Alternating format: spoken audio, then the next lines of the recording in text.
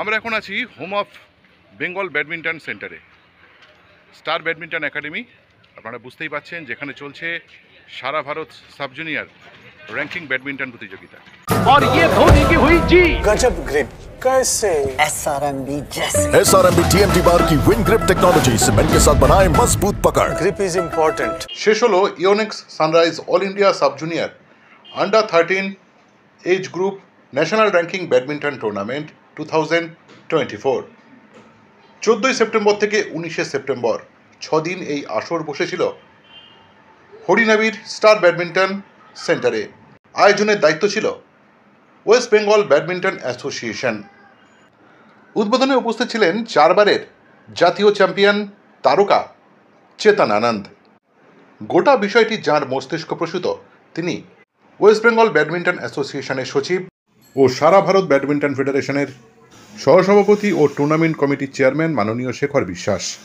বয়েজদের ফাইনালে চ্যাম্পিয়ন হলেন উত্তরাখণ্ডের তন্ময় ভার্মা। গার্লস সিঙ্গেলসের ফাইনালে চ্যাম্পিয়ন হলেন হামসিনী ছন্দম।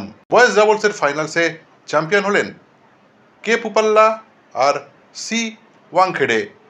গার্লস ডাবলসের ফাইনালে চ্যাম্পিয়ন হলেন আর্যমা চক্রবর্তী আর এল রাচাপুরি। সমগ্র প্রতিযোগিতায় বাংলার মুখ উজ্জ্বল করলেন বঙ্গকন্যা আর্যমা।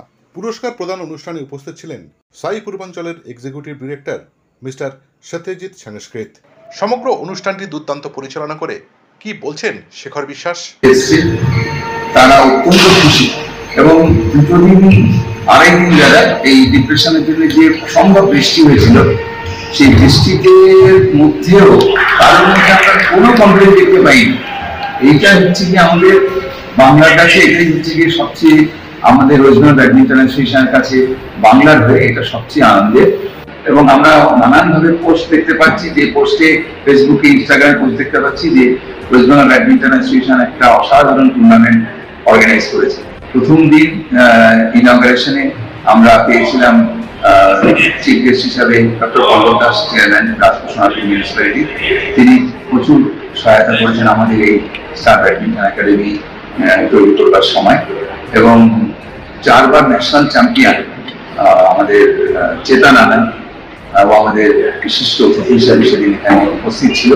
যেটা মনে হচ্ছে বেশ লাস্ট 2 বছর 3 বছর ধরে আমাদের 11, 13, 15 এই রেঞ্জের এই এজ গ্রুপের ছেলেমেয়েরা অত্যন্ত প্রতিভাবান এবং অত্যন্ত প্রতিভাশালী, এবং আশা করবো এদেরকে আমরা আগিয়ে নিয়ে যেতে পারবো আগামী দিনে সিনিয়র ইন্ডিয়া। Extra time